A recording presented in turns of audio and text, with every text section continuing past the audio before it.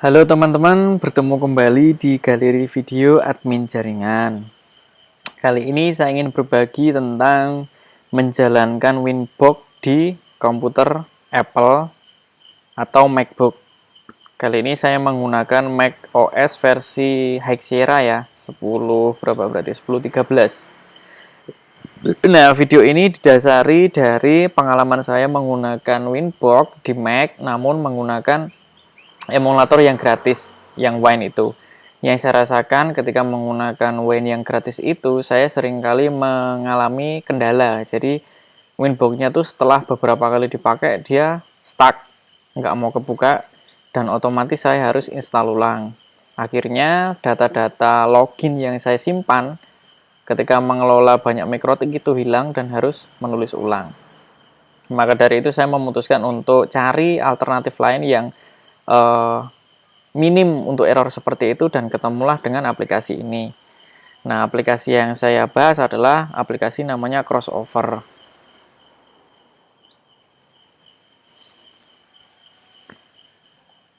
Ini saya buka dulu. Gak lama ya. Nah, udah kebuka.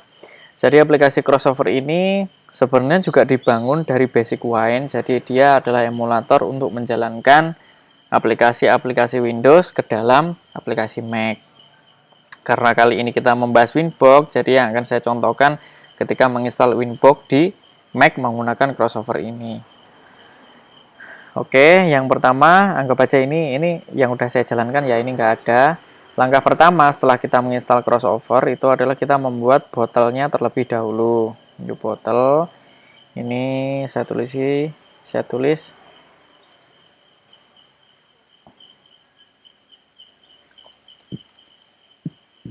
menjalankan Winbox Mac. Botol type-nya saya pilih Windows 10 yang 64. Nah, sembari botolnya dibuat, kita download Winbox-nya dulu. Di macrotik.com, pilih Winbox yang 64 bit.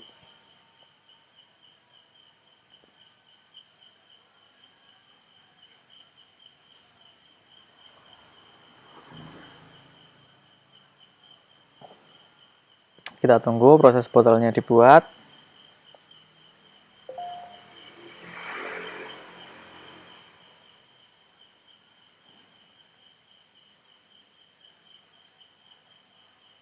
Nah, setelah botolnya terbuat, sudah jadi, langsung aja kita klik Run Command. Kita arahkan ini ke file Winbox-nya tadi, kemudian Open. Nah, ini sebelum di-run, klik aja ini di Save Command as Launcher. Jadi nanti untuk yang kedua kalinya kita menjalankan Winbox, kita nggak perlu membuka lewat Run Command ini. Nah, ini launchernya udah kebuka. Ini langsung run aja.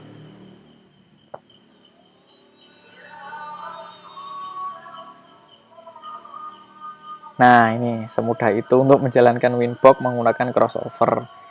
Lah, yang saya maksud data-data login itu adalah di sini. Misal di sini saya mengetik untuk loginnya, kemudian username.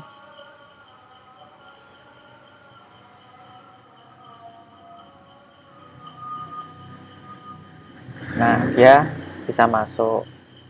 Kemudian setelah ini berjalan, saya akan membahas sisi benefit kita menggunakan Crossover untuk menjalankan Winbox. Yang pertama adalah, nah ini teman-teman. Jadi misal ini saya save ya, ini saya simpan di sini. Lah, oke lah, kita kalau hanya menjalankan atau mengelola satu atau dua mikrotik itu nggak jadi masalah. Namun ini akan jadi masalah buat saya, nggak tahu untuk kalian. Ketika saya mengelola banyak mikrotik, otomatis saya menyimpan banyak data-data login seperti ini. Misal ada 5 atau 10 mikrotik yang saya kelola, otomatis di sini akan ada banyak data yang tersimpan, login, IP address, username, dan lain-lain di sini.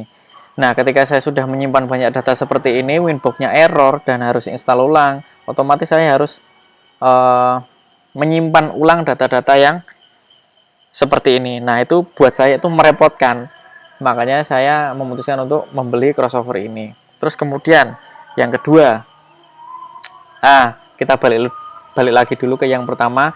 Yang saya rasakan crossover ini sejak saya beli sampai sekarang, selama berapa bulan ya, kurang lebih ada 4 atau 5 bulan, dia sama sekali belum error seperti error yang saya rasakan menggunakan WIN yang gratis itu. Lanjutnya untuk yang kedua, nah ketika ini connect, interface-nya ini membuat saya nyaman melihatnya. Nah ketika pakai Winbox yang kita pakai emulator yang gratis, itu aneh, warnanya tuh nggak bisa detail seperti ini. Terus kemudian satu hal lagi yang membuat saya nyaman adalah masalah shortcut. Jadi ketika menggunakan crossover ini, Winbox-nya itu shortcut-nya ikut Mac. Misal di sini saya menulis sesuatu ya, rahasia. Lah ini shortcut-nya itu ikut Mac. Jadi Command C itu langsung dia ikut copy. Ketika ingin dipaste di di clipboardnya Mac, dia langsung ikut. Tapi ketika saya menggunakan yang emulator yang gratis, dia shortcutnya tuh masih pakai Windows. Jadi ya ketika ingin copy harus Ctrl C, terus kemudian ketika di Mac ingin paste harus Command V, seperti itu. Lah ini bisa juga sih pakai shortcutnya Windows, tapi dia juga mendukung yang shortcutnya Mac. Oke, itu hal-hal sepele yang menurut saya itu penting buat saya. Nggak tahu kalau teman-teman ya, mungkin teman-teman punya pengalaman atau cerita lain, bisa juga berbagi di kolom komentar. Oke, selanjutnya seberapa mahal sih aplikasi ini? Nah, aplikasi ini saya beli di di bulan 2 Oktober ya, 2 Oktober 2021 seharga $20,95. Di sini juga aneh teman-teman. Anehnya tuh gini. Mereka memajang harga di website resmi mereka, itu harganya dua pilihan ya. Ada yang $59,95 sama $49,95. Ini bedanya, kalau yang $59,95 ini hanya 12 month support. Jadi ketika membeli ini kita hanya dapat dukungan 12 bulan. Dukungan seperti apa? Yaitu dukungan update, dukungan ketika ada kendala dan lain-lain, itu akan hanya dilayani selama 12 bulan. Namun ini bisa diperpanjang. Jadi nanti kalau 12 bulan habis, kita bisa perpanjang lagi kalau ingin dapat dukungan. Kalau yang lifetime itu harganya $49,95. Mahal banget. Ini aja kalau dikalkulasi ke rupiah dengan asumsi dolar seharga 15.000, ini hampir 900 ribuan. Tapi anehnya, entah lagi diskon atau apa, saya dapat harga ketika beli yang 12 month support itu hanya $20,9, sekitar 300 ribuan. Ya, itu menguntungkan buat saya. Dengan harga segitu saya dapat benefit yang saya rasakan ketika menggunakan Winbox di Mac. Ya, bersyukur ya yang pakai Windows, Winbox-nya gratis dan langsung bisa digunakan. Tapi bagi para pengguna Mac harus ada ngakali sedikit biar Winbox-nya bisa jalan. Selanjutnya apa ya? Kayaknya udah cukup semua yang udah tak sampaikan semua, mulai dari harga, kelebihan, dan kekurangan. Ya, satu-satunya kekurangan crossover ini ya hanya dia harus berbayar gitu aja. Untuk bonusnya ketika memiliki crossover ini, ketika ingin menjalankan aplikasi-aplikasi Windows di Mac, misalkan Internet Download Manager, kemudian Notepad++, dan aplikasi-aplikasi lain, itu juga bisa. Nah, nanti apabila ada teman-teman yang menginginkan dicontohkan aplikasi apa, misal ingin dicoba, bisa tulis di kolom komentar. Next time akan saya buatkan videonya jikalau perlu. Terima kasih, semoga video dan informasi ini bermanfaat. Sampai ketemu di video selanjutnya.